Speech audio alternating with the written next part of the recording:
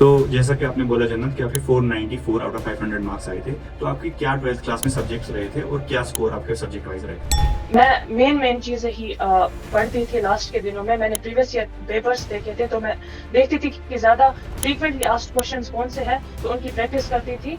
और तो जन्नत, जैसा कि आपने बोला कि आपने अपने स्कूल से प्रिपरेशन की अपने बोर्ड्स के लिए, तो कोई पर्टिकुलर स्कूल में, घर पे, फैमिली में या फ्रेंड्स में कोई ऐसे लोग थे जिन्हें आपको अपनी प्रिपरेशन में हेल्प? आई थिंक जब इंसान ब्रेक्स लेता है तो उसका माइंड फ्रेश हो जाता है और वो ज्यादा एफिशिएंसी के साथ। आपको क्या लगता है कि अपने डेली शेड्यूल में आप ज्यादा कोचिंग पे रिलाई करते थे या लेक्चर्स वगैरह पे रिलाई करते थे या ज्यादा टाइम आपका सेल्फ स्टडी में जाता था? हाय, आज हमारे साथ है जेके बोर्ड क्लास 12th एग्जाम की टॉपर जन्नत शबीर, जिन्होंने इस एग्जाम में स्कोर किए हैं 494 marks out of 500, making her the first ranker in Kashmir division science stream के अंदर। तो आज हम जन्नत से ही जानेंगे कि क्या थी इनकी प्रिपरेशन स्ट्रैटेजी, क्या तरीके फॉलो करके इनने ऐसा स्कोर अचीव किया और फ्यूचर एस्पिरेंट्स को ये क्या एडवाइस और टिप्स देना चाहेंगे। तो सीधा वीडियो स्टार्ट करते हैं। तो जन्नत, first of all congratulation for your tremendous result. सबसे पहले आप ऑडियंस को अपना इंट्रोडक्शन दे दीजिए। मेरा नाम जन्नत शबीर रवा है और मैंने क्लास 12th में 494 मार्क्स अचीव किए हैं। मेरी schooling SRM Welkin higher secondary school Sopore से हुई है। ठीक है। तो जन्नत, जैसा कि आपने बोला कि आपने अपने स्कूल से प्रिपरेशन की अपने बोर्ड्स के लिए, तो कोई पर्टिकुलर स्कूल में, घर पे, फैमिली में या फ्रेंड्स में कोई ऐसे लोग थे जिनने आपको अपनी प्रिपरेशन में हेल्प किया, मोटिवेट किया? मेरे टीचर्स और मेरे फैमिली मेंबर्स ने मेरी बहुत ज़्यादा हेल्प की। मेरे टीचर्स मुझे कहते थे कि अगर आपको कहीं पे भी प्रॉब्लम होगी तो आप हमारे पास बेझिझक होके आना। और मेरे फैमिली मेंबर्स ने मुझे कभी अप्रेस नहीं किया है, प्रेशर नहीं मुझ पे डाला है कि आपको इतने मार्क्स स्कोर करने हैं। उन्होंने मुझे कहा बस आप अपना बेस्ट दीजिए, बाकी रिजल्ट्स अल्लाह ताला के हाथ में है। तो जन्नत, आप ये बताइए कि आपने पहले से ही अपना टारगेट रखा हुआ था स्टार्टिंग की क्लासेस से ही कि आपको 12th में ऐसे पढ़ना है? पहले से ही आप स्टूडेंट्स रही थी या कोई पर्टिकुलर टर्निंग पॉइंट था कि जब से आपने पढ़ना स्टार्ट किया रेगुलर? नहीं, ऐसा कोई मैंने पहले से ही सेट नहीं किया था। मैंने बस इतना रखा था कि मुझे अपना बेस्ट देना है, बाकी रिजल्ट्स अल्लाह ताला के हाथ में है। मैं बस एक काम करती थी, मैं एक टारगेट सेट करती थी और और मेरा यही गोल रहता था कि मैं टारगेट कैसे अपना अचीव कर सकूं। तो जैसा कि आपने बोला जन्नत कि आपके 494 आउट ऑफ 500 मार्क्स आए थे, तो आपके क्या 12th क्लास में सब्जेक्ट्स रहे थे और क्या स्कोर आपके सब्जेक्ट वाइज रहे थे? 12th में मैंने PCB रखा था और मेरा जो एडिशनल सब्जेक्ट था वो EVS था। मुझे इंग्लिश में 98 मार्क्स आए और बाकी सब सब्जेक्ट्स में मुझे 99 मार्क्स आए। तो जन्नत, जब आप प्रिपरेशन कर रहे थे तो आपने स्कूल के साथ साथ कोई कोचिंग भी यूज़ की थी या फिर आप सेल्फ स्टडी कर रहे थे, और इसके अलावा कोई और ऑनलाइन सोर्सेज या कोई चीज़ें जो आपने यूज़ की अपनी प्रिपरेशन में? मैंने सिर्फ एक सब्जेक्ट के लिए कोचिंग ली थी, वो केमिस्ट्री था। वो मैंने फ्यूजेस में पढ़ा था केमिस्ट्री। बाकी मैं सारा ऑनलाइन पढ़ती थी और उसके अलावा मैं स्कूल रेगुलर जाती थी। तो अब हम आपकी प्रिपरेशन के डिटेल्ड एस्पेक्ट्स के बारे में बात करते हैं। अपने अपने पूरे साल 12th के ईयर में अपनी प्रिपरेशन कैसे की बोर्ड्स के रिलेटेड? 12th में मैं सुबह पहले उठती थी। मैं एक अर्ली राइजर हूँ। मैं मेन जो मेरी पढ़ाई होती थी वो मैं मॉर्निंग में ही करती थी।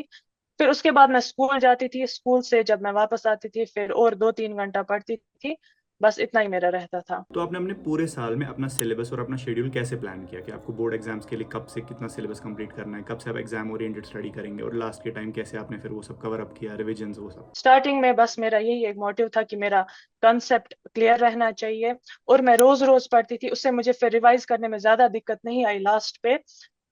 कहीं ना कहीं जब हम रोज पढ़ते हैं तो सबकॉन्शियस माइंड में वो वर्ड्स हमें रह ही जाते हैं और लास्ट पे फिर हमें रिवीजन में ज्यादा टाइम नहीं लगता है। आपने अपने पूरे साल एक स्ट्रिक्ट टाइम टेबल या शेड्यूल फॉलो किया था या फिर आप डायनामिक शेड्यूल्स फॉलो करते थे? आप अपने लिए डेली, वीकली, मंथली टारगेट्स ऐसे बनाया करते थे या नहीं? मैंने कोई स्ट्रिक्ट टाइम टेबल फॉलो नहीं किया। मेरा टाइम टेबल फ्लेक्सिबल ही रहता था। बस सुबह मैं उठती थी, आज एक पर्टिकुलर डे के लिए मैं टारगेट सेट करती थी और उसको ही पूरा करने की कोशिश करती थी। तो पूरी बोर्ड प्रिपरेशन के टाइम आपके कोर रिसोर्सेज क्या थे? एनसीईआरटी, कोई बैचेस, नोट्स या फिर कोई और स्टडी मटेरियल? मैंने ऑनलाइन लेक्चर्स लिए थे PW ऐप से। लक्ष्य बैच मैंने परचेज किया था और उसके साथ साथ मैं एक सब्जेक्ट के लिए कोचिंग भी जाती थी, फ्यूजेस। वो यहीं पे लोकल हमारा ट्यूशन सेंटर है। और हमें ऑनलाइन जो लेक्चर्स होते थे और वो जो हमें कोचिंग में पढ़ाते थे वो NCERT बेस्ड ही होता था, तो मैं हैंड रिटन नोट्स ही मैंने प्रेफर किए। आपको क्या लगता है कि अपने डेली शेड्यूल में आप ज़्यादा कोचिंग पे रिलाई करते थे या लेक्चर्स वगैरह पे रिलाई करते थे, या ज़्यादा टाइम आपका सेल्फ स्टडी में जाता था? ऑनलाइन लेक्चर लेती थी, उसके बाद मैं फिर सेल्फ स्टडी करती थी, उसको बार बार रिवाइज करती थी, प्रैक्टिस करती थी उन क्वेश्चंस की, तो फिर मेरा कंप्लीट हो जाता था। जैसे मल्टीपल सब्जेक्ट्स आपको बोर्ड के लिए पढ़ने थे और नीट के लिए भी, तो आपने कैसे मल्टीपल सब्जेक्ट्स को अपने पूरे दिन में पढ़ना मैनेज किया? मैं सुबह उठती थी तो जो मुझे सब्जेक्ट डिफिकल्ट लगता था उसको मैं प्रैक्टिस करती थी अर्ली मॉर्निंग्स में ही। और जैसे कि फिजिक्स, उसके बाद केमिस्ट्री, फिर स्कूल से आके मैं बायोलॉजी पढ़ती।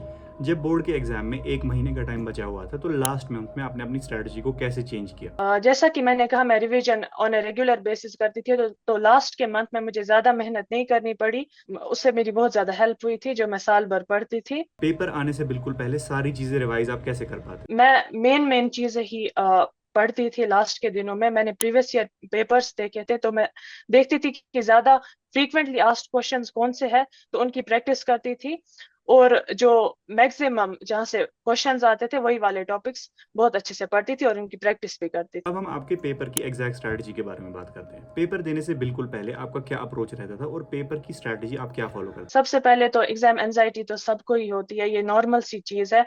जब मैं सेंटर पे जाती थी और क्वेश्चन पेपर आता था, तो उसके बाद मैं सोचती थी कि मैंने अपना बेस्ट ही दिया है, इंशाल्लाह मुझे सब कुछ ही आएगा। और मैं पहले इजी वाले क्वेश्चंस अटेम्प्ट करती थी, और अगर मुझे कोई क्वेश्चन नहीं आता था तो मैं उसको लास्ट पे अटेम्प्ट करती थी, तो फिर वो भी हो जाता था। मैं टू द पॉइंट आंसर्स लिखती थी, ज्यादा लंबे लंबे आंसर्स नहीं लिखती थी।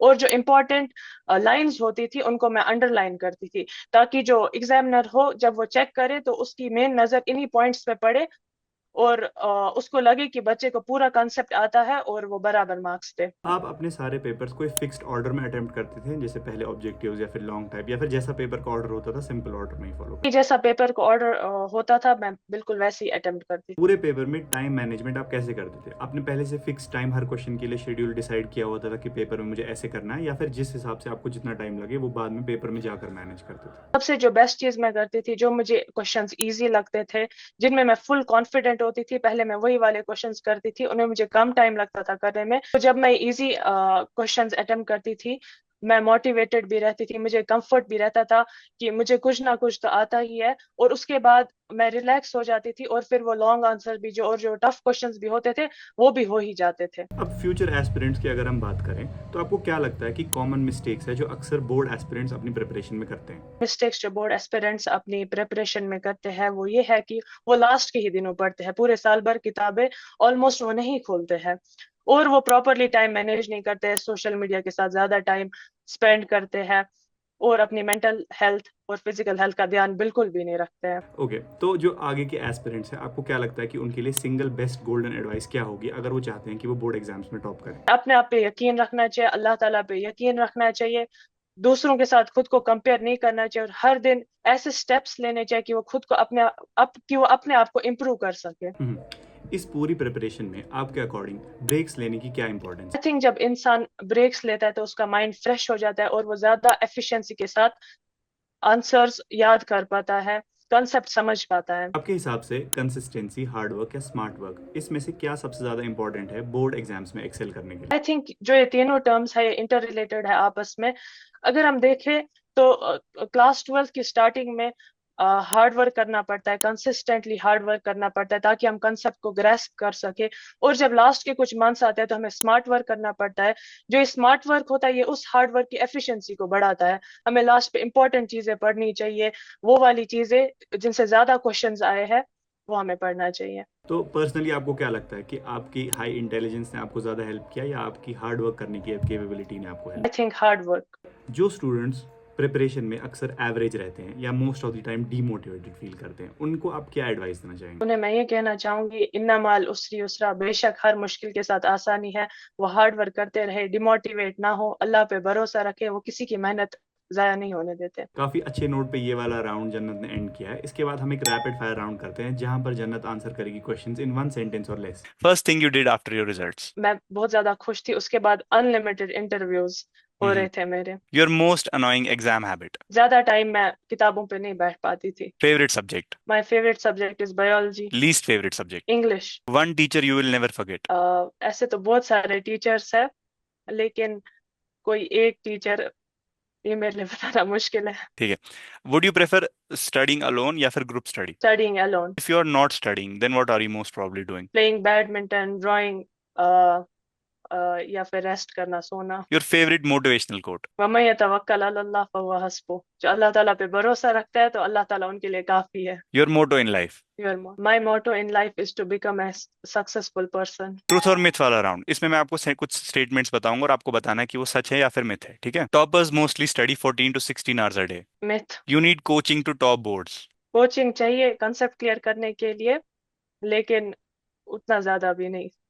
तो partly true. Yes. Board exams define your future. Biggest myth. वैसे अभी आप इसको आंसर करने के लिए थोड़ा नए नए हो, क्योंकि रिसेंटली आपने बोर्ड एग्जाम दिया है, तो मे बी कुछ टाइम बाद आप बता पाओ, ठीक है?